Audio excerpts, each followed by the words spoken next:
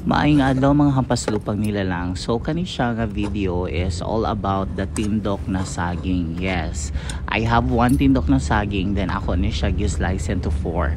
So akong first recipe ani is this one. Gi-try na ko siya na kanang ikaon lang siya nga kanang murag og parehas sa sabang saging na dungagon lang. Though na-meet na ko akong expectation. So nag-expect ko nga ingana siya. So okay ra pud siya. But then I have to think for para ma-level up good siya. Kung unsa na pud ang lahi na maluto ani na recipe na saging. Kanilang gihapon na raw materials. So this one is just only a plain.